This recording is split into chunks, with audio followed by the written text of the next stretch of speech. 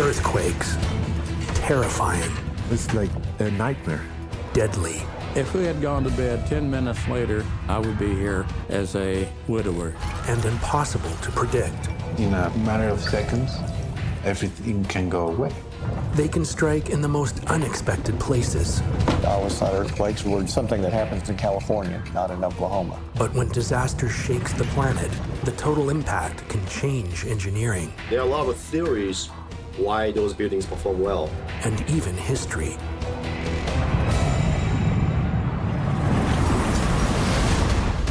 Hurricanes, tsunamis, earthquakes. This was the deadliest tornado on record. The impact can be devastating. God completely wiped it off the map. We step inside the disaster. We were running for our lives. It hits like a freight train. And unravel the unexpected and sometimes jaw-dropping total impact. Believe it or not, some good can come from these monster storms.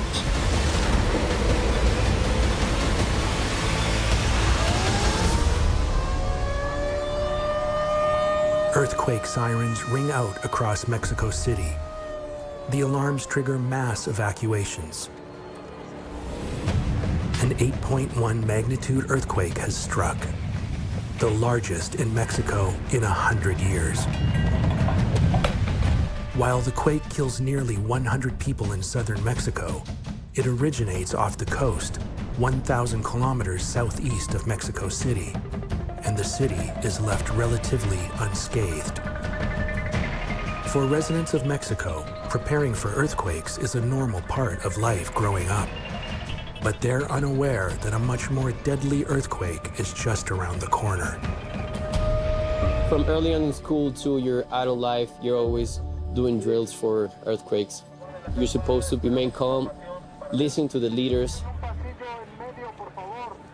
Most people that live here are aware of the danger that an earthquake can bring. We all have that fear inside of us, but we also love our city. Situated in the trans-Mexican volcanic belt, Mexico City was once the center of Aztec society. Today, Mexico City is a modern city, rich in history. Mexico is awesome, it's great.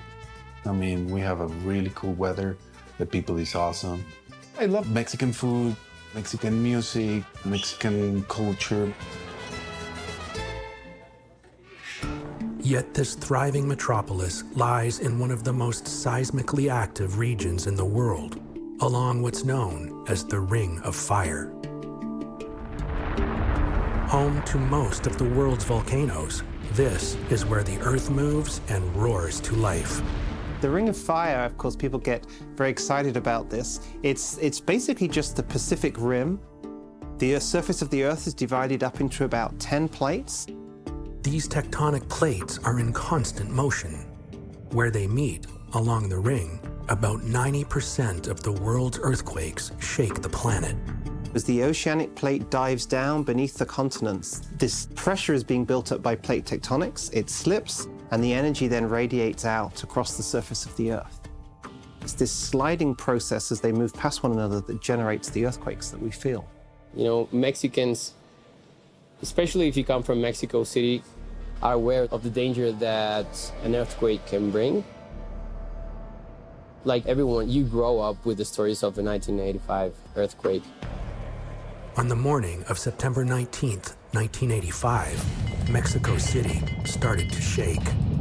I remember very clearly, it was a little bit before 7 o'clock in the morning. I went to the window and I could see the water of the pool just moving from one side to another, you know, like. And then I turned on the TV to see the news. There was no signal on the TV. I called my boss. I used to work at a TV station, and he said to me, "You have to come to the studio. We have to start reporting." A TV producer, Carlos headed into the city to cover the aftermath of the quake.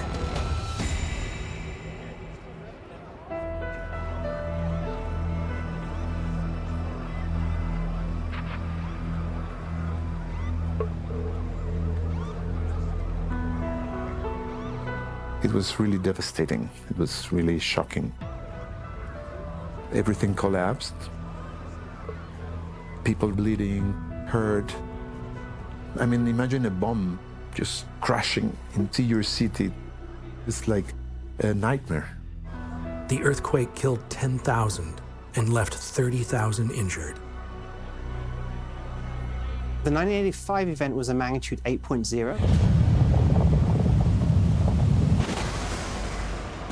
To give a sense of the scale, it's about as much energy is released as the largest nuclear tests that there ever have been, and several thousand times larger than the atomic bomb that was dropped on Hiroshima.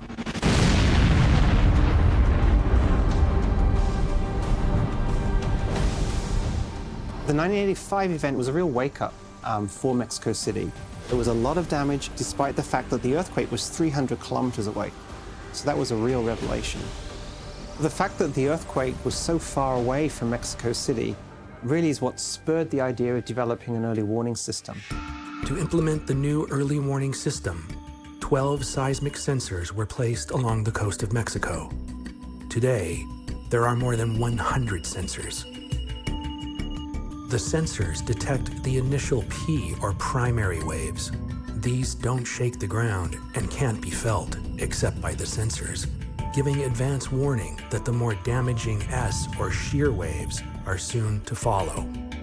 By putting seismic sensors close to the earthquake source at the coast and detecting the earthquake very rapidly, you could send a signal ahead of the seismic waves and provide up to about a minute's worth of warning before the city itself would shake. Mexico's warning system was the first early warning system publicly generating alerts back in 1991. And so there's no question all of the warning systems around the world have kind of been following Mexico's lead. 32 years to the day after the catastrophic 1985 earthquake, sirens ring out across the city. It's the annual earthquake drill. There's always like a standard procedure of where you should go immediately. There's like a protocol, you know? So we're definitely prepared. That morning, Carlos visits his son on the set of a television show. He introduced me to the director and some of the actors and gave me a tour around the hacienda, and then he asked me to stay. And I said, no, look, I have work to do. I'm going to go back home. I was with the director and the DP. It was very hot. So we went inside the hacienda to the second floor, and we went outside to this terrace to get a little bit fresh before getting and shoot the scene. Meanwhile, Andres is preparing to make a pitch for his bicycle business. We are a startup, right? So we were actually sitting down and we were just about to start the pitch. Suddenly, 2 hours after the annual siren testing, the sirens sound again. It was definitely a huge surprise. And then the earthquake hit.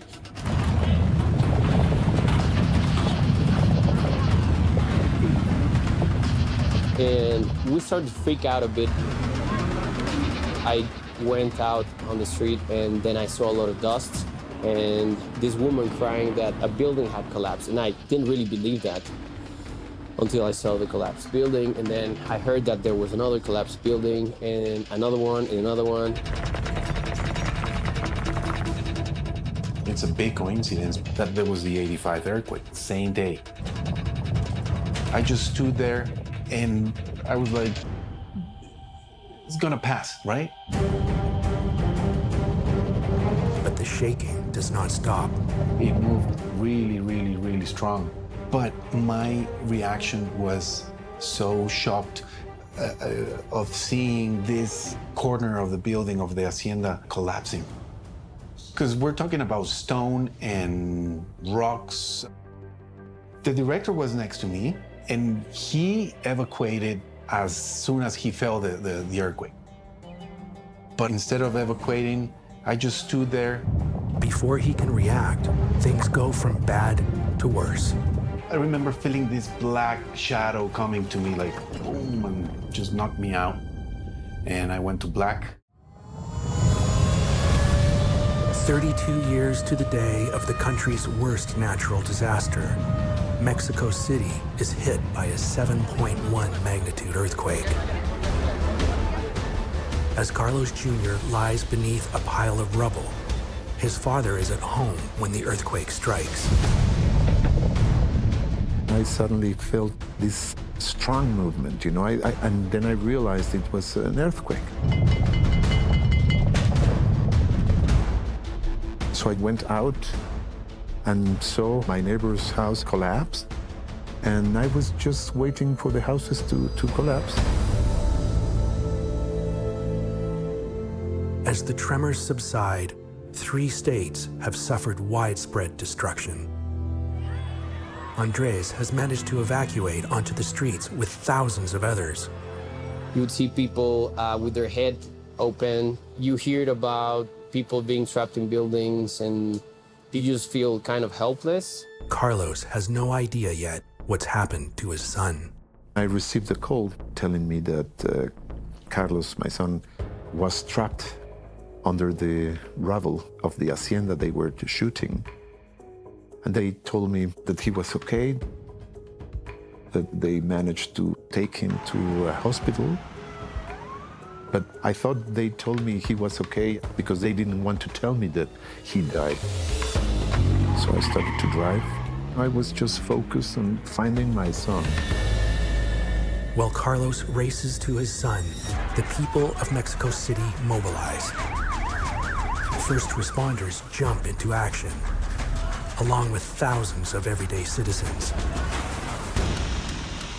International disaster response teams begin flying in from around the world. The time following the disaster is crucial, so that clock is ticking. Gary is deployed from the U.S. with a team of 79. Along with their equipment, Gary brings his partner of 7 years, Tanker, one of 6 detection dogs on the team. Tanker, he was easily the best dog that I've had, like an old pro. As soon as I put my equipment on, he knew it was time to go to work, and he was ready to go. When there's work to be done, rubble to be searched, the dogs are in that mode. Canines are able to detect people in an area much quicker than humans can.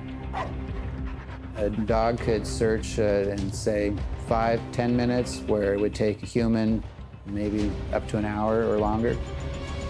So that saves time, and by saving time, it could save lives. I think that's an interesting thing.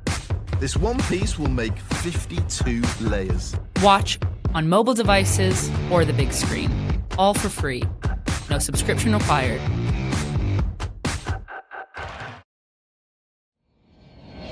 As Gary, Tanker, and their team rush to Mexico City, hundreds of ordinary people race the clock to rescue those trapped in the rubble, forming human chains to remove debris. Andres also jumps into action. The earthquake took away the roads, so cars weren't able to go pretty much anywhere. It was pretty obvious for us that we needed to help using our bikes. Andres helps to organize a bike brigade, moving emergency supplies through the shaken city. There were at least with us over 100 cyclists that were helping out, distributing the packages that contain mostly food, water, and supplies. They deliver aid to some of the worst hit areas. The ground had opened up, and it had swallowed some of the houses. The catastrophic effects of the earthquake are worse in some regions than others. But why? One of the real challenges for Mexico City is that it sits in this old lake bed, so there's a lot of soft sediments. And so that means that as the energy comes up towards the city, it's actually amplified. The shaking of the sandy substrate creates what's known as liquefaction. Like a bowl of jelly, water-saturated sediment loses its integrity and acts as a fluid. This is what causes the large scale of destruction. With collapsed and unstable buildings throughout the city, there's no time to spare. You would see people just trying to help each other out, and it did awake something in the crew, in every one of us. Sitting on top of a juncture of tectonic plates, Mexico's geology creates the perfect storm for seismic catastrophes. Like a slow-motion car crash, the Cocos Plate dives under Mexico at a rate of almost 8 meters every 100 years, about twice the rate of other plates. And as the Earth moves and adjusts to the sudden thrust of an earthquake, another danger looms: aftershocks. So when you have one earthquake, then just that energy traveling through the Earth's surface, it can trigger other earthquakes. Most aftershocks are smaller than the main shock by definition. However, it's also possible it actually triggers a larger event. After the initial shock wave, Mexico experiences over 40 aftershocks. We've been through some very substantial aftershocks, and all of a sudden things change. At the hacienda, Carlos Jr. has no idea what's happened, till colleagues manage to pull him from under the rubble. The next thing I remember is waking up in the grass and looking up and looking at my photographer. I was very dizzy and confused and scared. As Carlos Jr. falls in and out of consciousness, his colleagues desperately tried to get him to a hospital. But it was chaos everywhere. We got into this hospital which collapsed, but they were attending people outside on the parking lot. I got stitches. They didn't want me to go to sleep because they knew I got hit in my head. Hospitals are inundated with patients as victims of the earthquake are brought in from around the city. 40 buildings have collapsed, and specialized equipment and search dogs are brought in to look for signs of life amongst the rubble.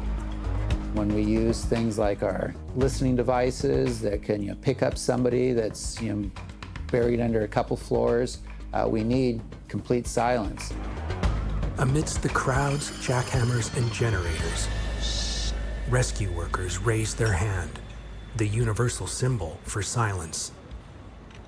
It's amazing how quickly everybody will quiet down, cars will be turned off. We can get complete silence in just a matter of seconds, and that's vital for what we do. If a dog detects the scent of a live person, it alerts the team. Once he finds a scent, he'll kind of come at it from different ways to find where the strongest scent is, and then he'll just keep barking there.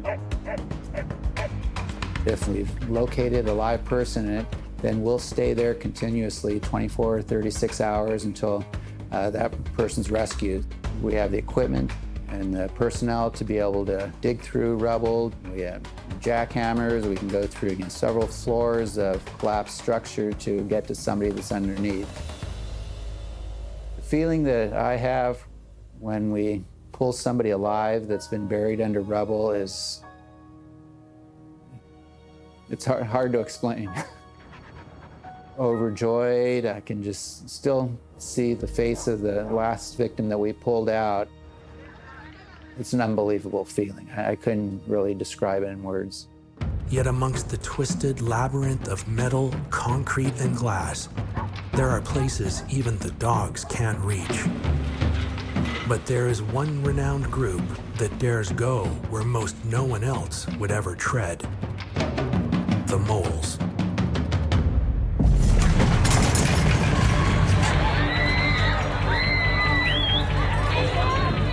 South of Mexico City, the total impact of an earth-shattering earthquake is yet to be discovered.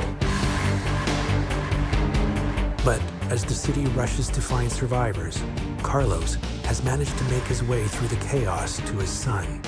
So when my dad arrived, he took me to another clinic. Everybody was surprised that I didn't break any bones. Everything is going through my mind. The accident, actually what happened. I mean, was it real?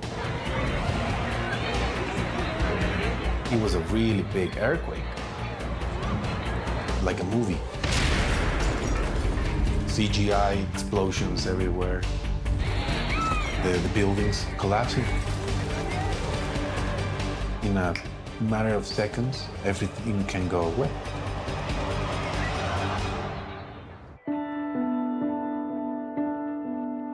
Since he was born, we've been so close.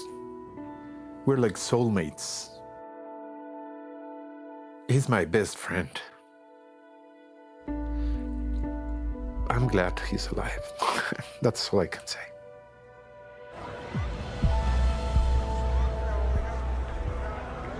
Two days after the earthquake, 249 people are confirmed dead.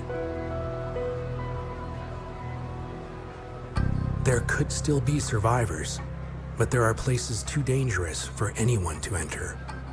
Too small, too unstable, spaces that could collapse in an instant. Yet there is one legendary rescue force that dares to go where no one else can. Los Topos, the moles. Los Topos nacieron a raíz del sismo de 1985 por la idea de formar un grupo especializado que pudiera ayudar en temblores. Principalmente hoy nos dedicamos casi a cualquier tipo de agente perturbador. Somos un grupo especializado en búsqueda y rescate en estructuras colapsadas. El trabajo es sacar a una persona, recuperar un cuerpo o hacer un túnel tal vez para ver si hay alguien más o que pueda entrar una unidad canina, un K9 y verificar si hay vida. Internationally renowned, they seem to have no fear, crawling into the most inaccessible, dangerous places on Earth after disasters strike.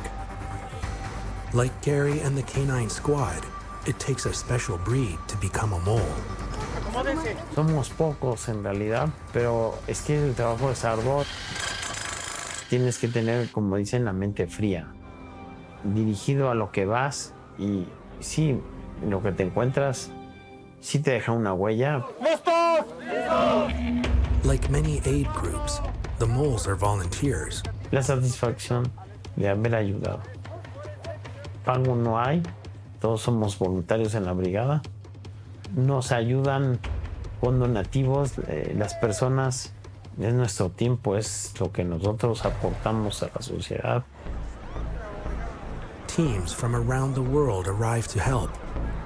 501 rescue workers, 32 search dogs, 440 tons of aid from over 27 countries.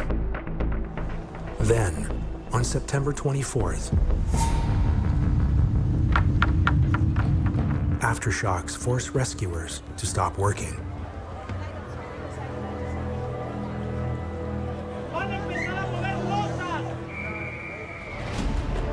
But just hours later, they're back at it, refusing to give up. But by then, the death toll has reached 370, and rescue turns to recovery. And that's always hard to accept. We don't ever, turn that portion off of looking for the live victims. But we just know that the chances are decreasing as time goes on. As the death toll mounts, the question arises. With Mexico's advanced warning in place, with over 100 seismic sensors, why was there so little time between when the alarms rang out and the earthquake hit? So Mexico's warning system is very focused on a few seismic sensors along the coast, providing a warning to Mexico City and now to some other cities as well. But instead of originating along the coast, the earthquake originated inland, closer to Mexico City. The epicenter was 50 kilometers from the city. Because the earthquake was so close, the P wave had actually arrived in the city by the time the sirens went off. So you have this much closer, smaller, but much stronger shaking because it's much closer to the city. So the system did work, but it didn't go off until after the first seismic waves had arrived.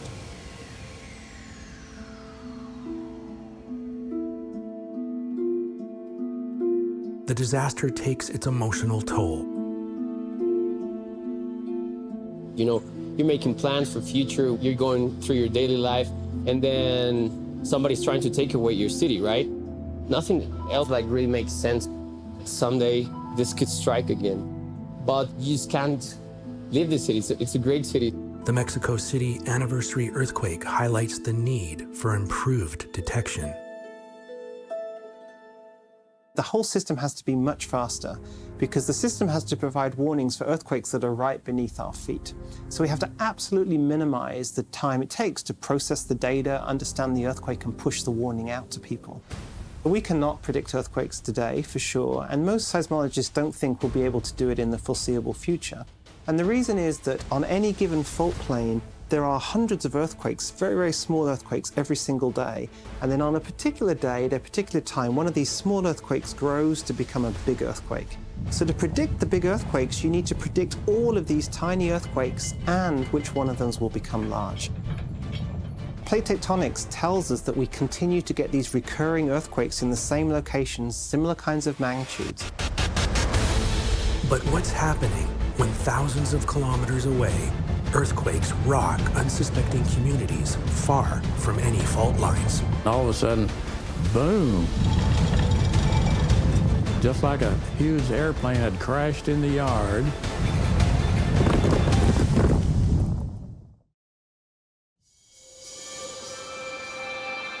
It's the middle of the night when the Earth moves. 6 years before the Mexico City earthquake, and 2,000 kilometers north, a sudden shaking wakes up residents of the small town of Prague, Oklahoma. I was in bed when it woke me up. We didn't know what that was. Earthquakes really were something that happens in California, not in Oklahoma. There's a tremendous shaking and vibration, and we knew exactly when it occurred because it stopped our grandfather's clock in the parlor at 2:15 a.m. on the money. A 4.7 magnitude earthquake had just struck. We hadn't had any earthquakes really around here, so we didn't know what that was. Tornadoes,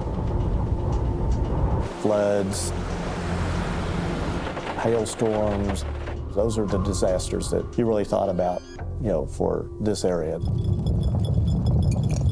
At 10:53 p.m. that night, they're struck again. It's unmistakable, a 5.7 magnitude earthquake.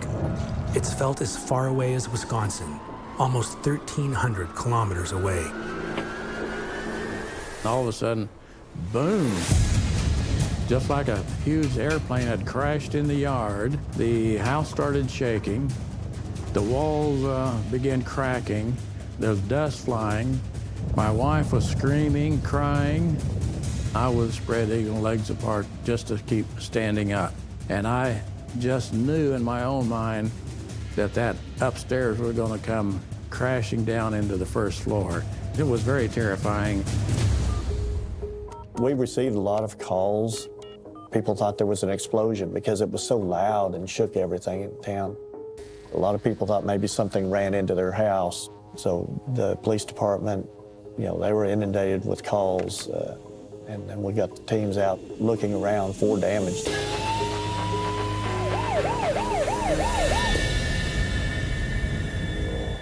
Joe and his wife had just gone to bed before the big quake hit. We both felt very grateful to have left the room at 10:30 because our big chimney came through the roof and landed where she had been sitting about 10 minutes before. If we had gone to bed 10 minutes later, I would be here as a widower. By the morning, nearly 30 aftershocks have rippled through the ground. 10 of them above a 3.0 magnitude. Houses look like they've been ransacked. 14 homes and a university building have sustained damage. Every corner, there was large cracks. Over every door, every window, there were cracks. Between Prague and Meeker, the highway actually buckled in places. There were a couple of injuries from the earthquake. There was a woman that was hit by debris that fell through the roof of her house. There was quite a lot of distress within the community. It's kind of like waiting for the other shoe to drop. You know, when's the next one going to happen? And how big is it going to be? Is it going to be worse than the one before? As a town and a state sit on edge, researchers investigate what was happening. So starting in around 2009, Oklahoma went from a background of about 2 to 3 magnitude 3.0 earthquakes per year to a peak of around 900 magnitude 3.0 earthquakes in 2015 and 2016. It was clear the region was being hit by earthquakes, but why? Prague sits nowhere near the edge of a tectonic plate, where most seismic activity occurs. And while Prague sits on a splay of the Wilzetta fault system, it was generally inactive. Why had it suddenly sprung to life? We found out the earthquakes were caused by fracking and wastewater disposal. There was a disposal well located along the fault line just northwest of Prague. Also known as hydraulic fracturing. Fracking is when a mixture of water, sand, and chemicals is injected at high pressure deep into the earth through drill sites. This creates cracks in the rock so natural gas and oil can flow more freely for extraction. When the process is complete, the contaminated wastewater is disposed of by injecting it back into the earth. In Oklahoma, the injections were stressing the previously inactive fault line, causing it to shift and creating a 4,000% increase in earthquakes. They probably reached some sort of critical pressure, some critical threshold by which it started to create these earthquakes. I did not know that earthquakes could be created. I always thought earthquakes was just the shifting of the earth, a natural phenomenon. I mean, it is a physical process. When you're pulling stuff out of the ground, you're creating a cavity. When you're pumping it back in at a high rate of speed, you're pushing things around. So, I mean, it makes sense that you can cause the ground to shift if you're doing those things.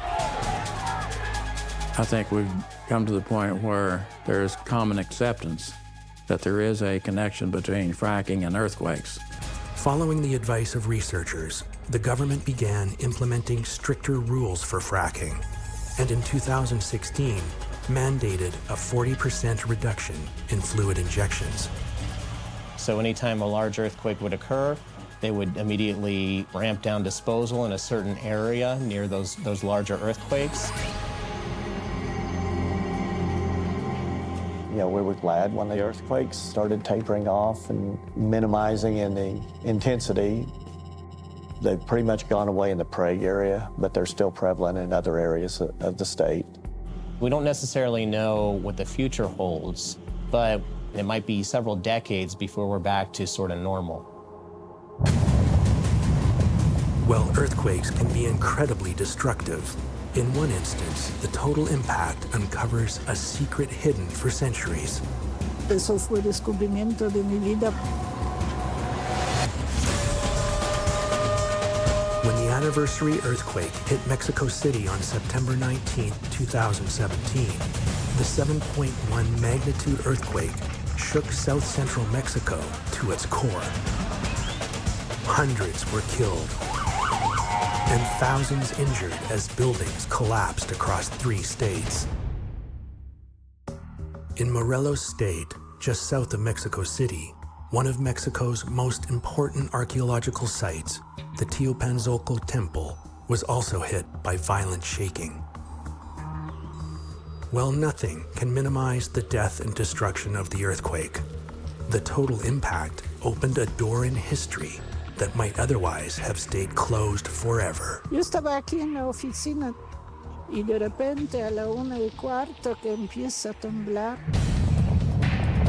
Se escuchaba como que un ruido de ruptura, de rodar piedras bajo la superficie. Fue terrible, terrible. Living in an earthquake-prone area, the staff know it's vital to get out of the building. Si se hubiera derrumbado el techo, pues ni salimos. Entonces todos salimos afuera y ahí ya continuaba el sismo y estuvimos espantados. Bueno, ¿y ahora qué pasó? After Barbara and her colleagues make it out of the office, they receive upsetting news from their colleagues at the temple site. Avisaron que se cayó una parte de la pirámide. Yo no pude creer. Teopanzolco is one of the only surviving examples of Aztec twin-stair pyramids. Teopanzolco sí es muy importante, aunque chiquito, pero importante. As they inspect the site, they find extensive damage. La sacudida que hubo debido al temblor causó que todo se reacomodó al interior de la pirámide. Sí resultó cierto que todo un dado que es parte del norte de la estructura esa piramidal se desprendió el muro, se salió todo el relleno y pues las grietas por todos lados. La pirámide se sumió 40 centímetros, entonces toda la pirámide ahora está enchuecada. While investigating the extent of the damage, they make a frightening discovery. Los pisos de los templos pues se sumieron. Me asusté porque fue terrible y además pues estuvimos haciendo pruebas brincando sobre ese piso así y se sentía hueco, pues se sentía todo muy inseguro arriba. The site is closed to tourists, and a team of archaeologists from Mexico's National Institute of Anthropology and History are brought in. They use radar to scan the foundation and discover what looks like a hollow space under the temple. De repente así parecía una esquina de algo a la profundidad de 1.5 metros. Se suponía está el núcleo sólido. The crumbling walls are stabilized and they begin to dig.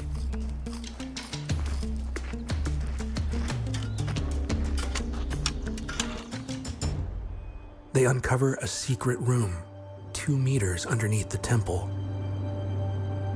Pues fue una sorpresa muy grande, muy emocionante.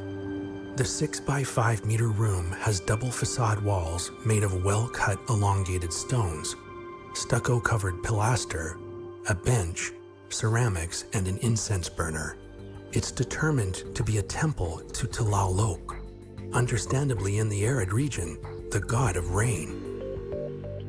Es un verdadero descubrimiento porque siempre se pensó que es esa construcción externa que corresponde a de 1450 de nuestra era y la construcción interna que era la superestructura que se pensaba era 1300, 1350 y ya.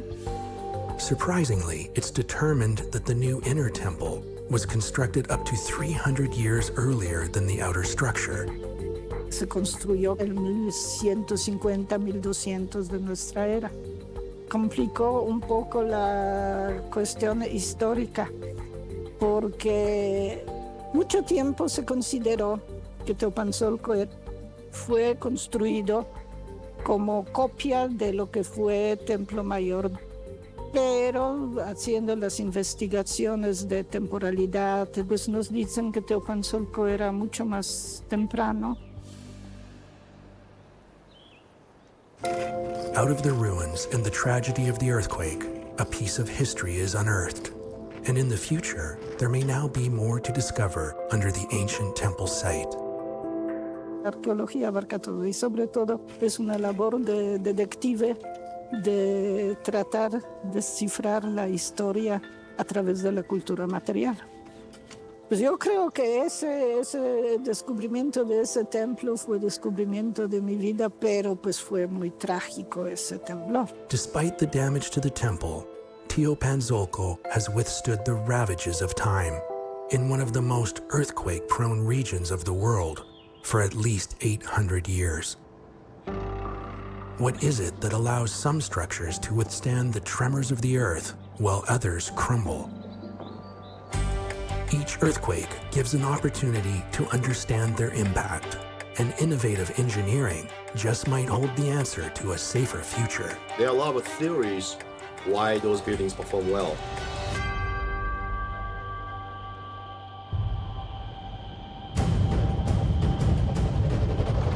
earthquakes strike, their destructive impact on man-made structures can be deadly.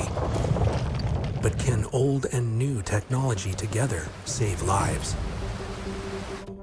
Kit is an earthquake structural engineer and has spent more than 20 years working in earthquake-prone regions around the world. The premise of the earthquake is so different from a hurricanes or flood event. The reason is there is no warning. And there's aftershocks. And some of the cities get really damaged really bad, like on Haiti. Almost 200,000 buildings damaged or collapsed. They killed 300,000 people. Kit understands that it's not typically earthquakes themselves that kill people, but their effects on man-made structures. We have many, many older buildings, especially buildings built prior to 1970s. So basically what you see here is the second floor level, which collapsed into that. Many concrete structures, they're actually pretty dangerous buildings. Those things kill people. When the ground moves underneath a building, it displaces the foundation and lower levels, sending shock waves through the structure. In tall buildings, this can create a terrifying sway. In many buildings, the structure is compromised and can collapse. Like the Aztecs' Teopanzolco temple in Mexico, though, not all structures collapse during an earthquake. The Japanese pagodas, there are usually 5-level tower structures made of wood. And some were built over 400 years ago and withstood dozens of major earthquakes. But how have structures hundreds of years old, built without modern building materials and techniques, managed to survive earthquakes while modern structures crumble? There are a lot of theories why those buildings perform well. And one of the theory is this structure is made of the many flexible wood joints. And there's no nails or anything like that. So it's actually, structure itself is really flexible. And when it's moving around, the wood joints actually act as almost like what we call friction dampers. It's just sliding back and forth. That actually absorbs a lot of energy.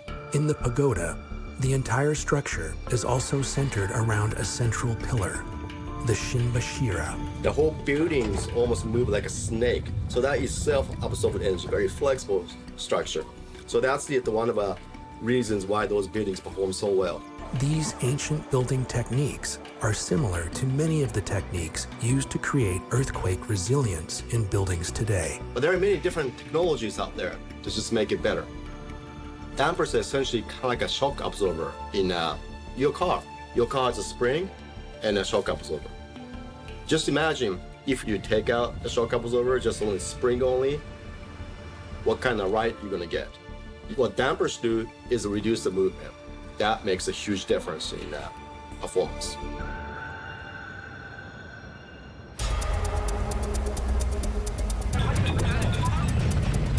A 6.8 magnitude earthquake strikes Taiwan.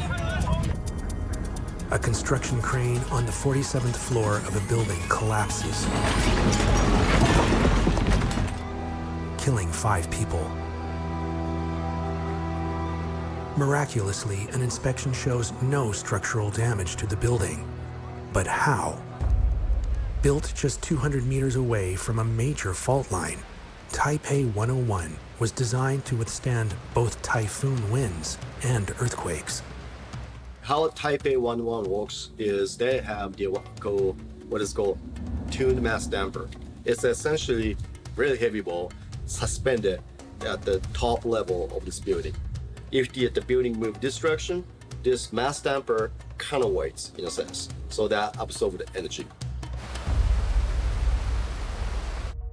But not all construction requires such elaborate or expensive mitigation systems. There's a myth out there saying seismic strengthening is too expensive. That's not true. Our study shows usually somewhere between 5% to 20% replacement, new construction, you can make the buildings good as brand new, actually. Adding the cost to new construction is even more cost-effective. Usually for dampers, add in maybe 0.5%, maybe maximum 2% to the construction cost, but that makes a huge difference in the performance. It's a really cost-effective and a very important thing to do. As a rescuer who puts his life on the line after earthquakes strike, Fernando sees the importance of improved construction. Porque hay que salvar la mayor cantidad de vidas y no ir a rescatar. Yo creo que aquí lo que importante es la prevención. Earthquakes, powerful and unstoppable. Science is revealing that humans can even create them. And while the total impact of earthquakes is still being discovered, secrets from the past are being unearthed. And new and ancient techniques are being brought together to help stop the deadly effects of these earth-shattering events.